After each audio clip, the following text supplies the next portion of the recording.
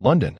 The majestic Buckingham Palace, framed by huge green squares and ancient trees, seemed serene and majestic, but today an unusual number of tourists gathered here.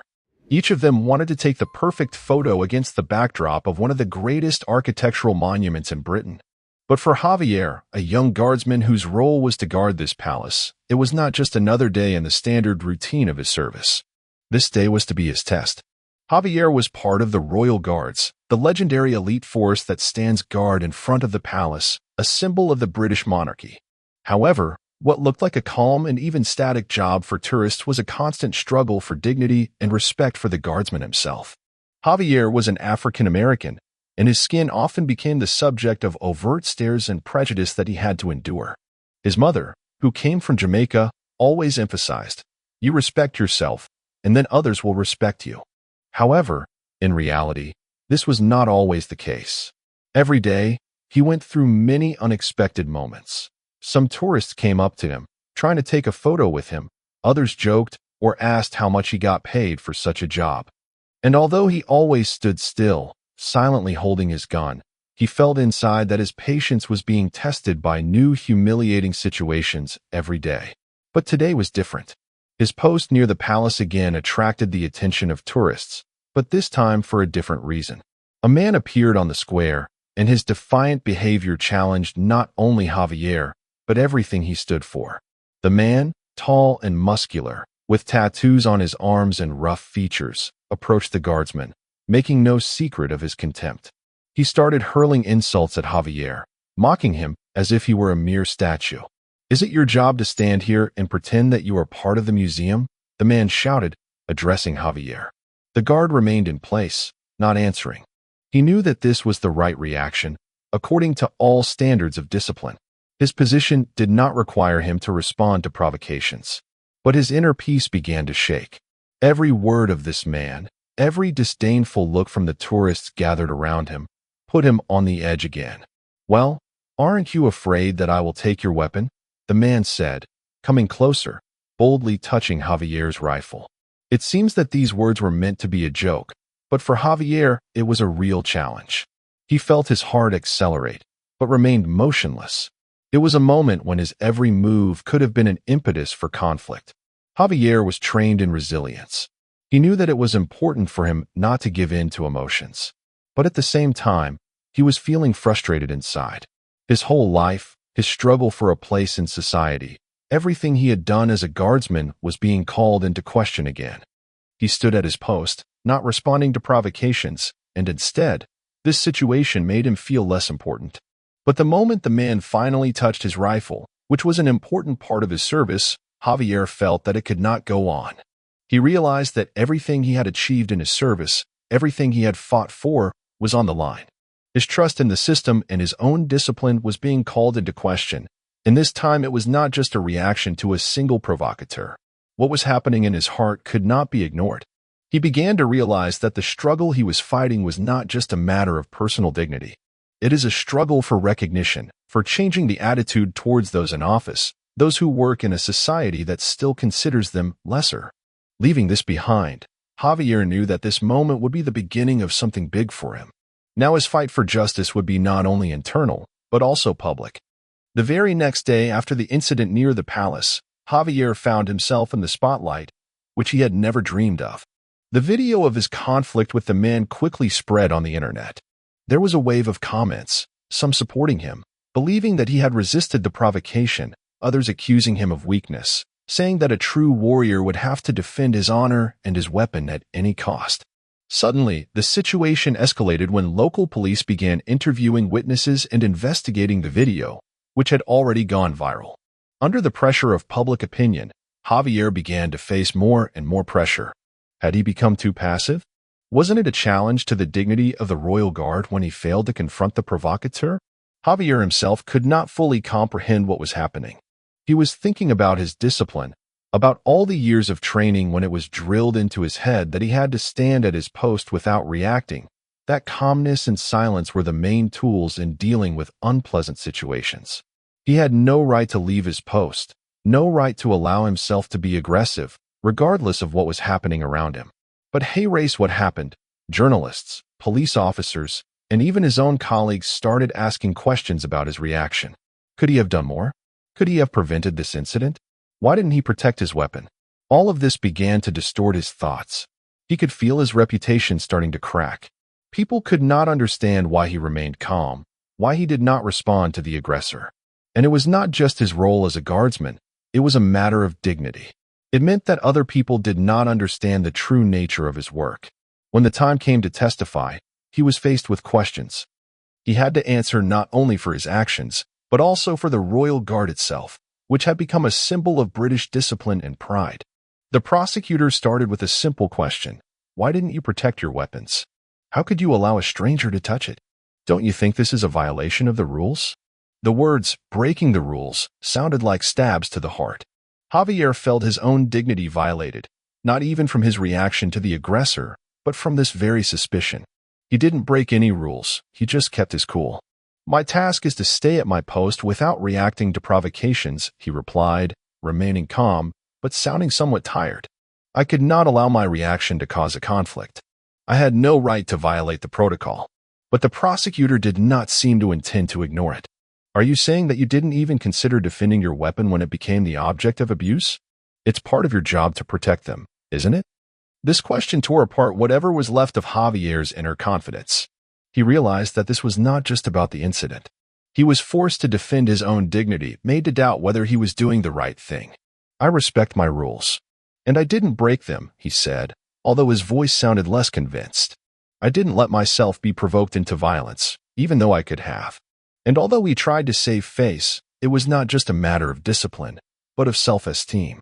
Javier felt as if the whole world he had been trying to hold in his hands for so long was now slipping away from him. Why was he the one who was being questioned? Why was he the one who had to give an account for not breaking protocol? And was it worth preserving his dignity if it meant being misunderstood by others? He was witnessing not just a trial unfolding before his eyes. It was a struggle to stay true to yourself when it seems that the whole world wants to force you to change your behavior. Javier realized that no matter how hard it was, his internal struggle was just beginning. And then he was approached by a lawyer who had already represented the guard in similar cases. Maybe, in your opinion, you did the right thing. But in the eyes of society, your silence is not only weakness, it is a violation of the role you have been entrusted with. These words added even more doubt to Javier's heart. They began to express what he was afraid to admit. Perhaps his reaction was indeed weak. Now his life became not only a matter of taking responsibility for his own actions, but also for what the system that had pushed him to the brink had made of him. Javier could not shake the feeling that his life had changed dramatically. After the incident at Buckingham Palace became public and he was accused of weakness and indiscipline, he began to feel the situation hanging over him like a heavy fog. Anger and frustration grew within him. He felt that not only was his dignity being questioned, but that of his entire unit, the entire Royal Guard, to which he had dedicated his life. The more he thought about it, the more he realized that it was not just about him.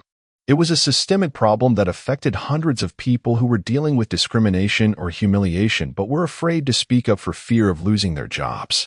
Public pressure put at stake not only his reputation but also the prospects for change in society. Just when the situation looked the most difficult, Javier received a message from Maria. She was a lawyer he had met by chance a few months ago through mutual friends.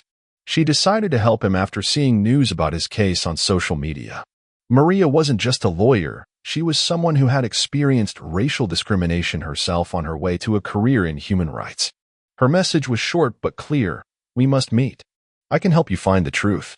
Javier did not hesitate. He immediately replied that he was ready to meet. Even before they agreed to meet, he was convinced that this situation was not just an incident, but a great opportunity to change his fate. Moreover, he realized that this was a chance not only for him, but for others as well. They met in a cafe on the streets of London, where Maria shared her thoughts. Not only was she a professional in the legal field, but she also had experience in fighting systemic prejudice. I understand your frustration, she said, looking at him over her cup of coffee, but you are not alone in this. What happened to you is not just your problem. You're part of a system that values discipline but also has deep problems with racial stereotypes. You can be the one to change that. Maria correctly guessed his inner pain and desire not just to survive this moment, but to become a voice for those who are not heard. She helped him understand that the fight he was fighting was not just for honor and dignity, but for justice, which can change the way society treats everyone who faces racial prejudice. If we want to change this, we have to fight for the truth, Maria said with determination in her voice. You are not only on duty as a guard, but as a person who has the right to equality. What she said literally made him look at the situation from a different perspective. This moment became a starting point for him. Javier realized that he could not let it go. His silence, his calmness, his discipline could not be the basis for leaving others in the shadows. If he remained silent, it would mean that he was allowing these problems to exist unchanged. Now he had a goal, to expose not only the problem in his personal file, but also to show the depth of the systemic discrimination affecting people like him in the Royal Guard. Maria suggested filing a lawsuit. She realized that it would not be easy, but it was necessary to stand up for justice. They began collecting documents, seeking testimonies from other colleagues of Javier's who had experienced similar things, and together uncovering the deeper roots of the problem. As they prepared for the trial and discussed strategy, Javier began to realize how many people in his situation were afraid to speak up, afraid to talk about how they were being humiliated because they didn't have the strength or resources to stand up to the system. This became his new task, not only to fight for himself, but also for those who do not have the opportunity to protest. He not only sought truth for himself, but also for changes that could affect the future of other guardsmen who faced the same discrimination he had faced. All those years of discipline, education, and endurance helped him realize the importance of this moment. Javier was ready not only to change his fate, but also to do it for those who were not only helping him, but who were silent, afraid of what would follow their next step. With each new step, with each new document and testimony, their case became stronger. It was no longer just a fight for Javier's honor. It became a fight for equality, for dignity, and for change in a system that had long been in need of transformation. The trial was gaining momentum, and the tension was growing. After Javier and Maria filed a lawsuit against the system, it became clear that this was not going to be a simple case. It was a challenge to the very corruption, social inequality, and systemic prejudice that had existed for years in the Royal Guard and other parts of British society. Javier realized that what he was experiencing was part of a much deeper problem. His case became a symbol of the struggle for equality and justice that many tried to ignore. This process became much more important than just proving his innocence. He was now in the spotlight not only as a guardsman, but also as a person who had the power to change attitudes toward discrimination in one of the most respected institutions in the country. At the next court hearing, where the prosecutors were to make their case, Maria presented the new evidence they had gathered. It seemed to be the last trump card that could turn the tide. During a break, she received a call from an anonymous source who provided her with important documents, details that showed that there was a system in the Guard that operated contrary to legal and moral norms, covering up racial discrimination and bullying of officers who did not fit the ideal of the English guardsman. "This is what we need," Maria said, handing the documents to Javier. "Now we can prove that this is not just your case. This is a problem of the system." With the new evidence, the case could be turned around. Maria again turned to the journalists who supported the case. They began to actively cover the situation, which allowed them to draw attention not only to Javier's specific case, but also to the deep problems of racism in government structures. Although it was very risky, Maria and Javier realized that it was now or never. By this point, most of the public already knew about Javier's situation, but in the end, the publicity only added strength to their call for change. The tension in the courtroom was palpable. Javier stood next to Maria, listening to the arguments that tried to convince the judges that this was all just a result of one incident that did not reflect the real situation. However, as the evidence mounted, with new testimonies from Javier's colleagues who had experienced similar things, the prosecutors were forced to change their strategy. Meanwhile, Maria was making her final argument. "We all need to realize that the problem is not just one person or one case. The problem is in the mechanism itself. Javier and other guardsmen who face discrimination are not to blame. They are victims of a system that allows such treatment. However, things could have gone wrong." A few hours before the end of the trial, the prosecutor began to offer compromises, trying to close the case without significant changes. But Javier, unlike the previous moments, was not afraid. He said, "I'm ready to stand up for the truth. even if it's the most difficult decision of my life. I will not back down." It was a key moment. His words were heard not only by the judges, but also by journalists and other representatives who were closely watching the case. His determination, his willingness to stand up for the truth, even when it was difficult, was his real victory. Finally, the judges issued a historic decision. They confirmed that Javier's case was not an isolated one, that there is a system of prejudice and discrimination in the Royal Guard, and that this system needs to be changed. The charges against Javier were dropped, and the court also ruled that the government should conduct an internal investigation into racial discrimination in the military. This decision was a victory not only for Javier, but also for all those who face injustice and were afraid to speak out.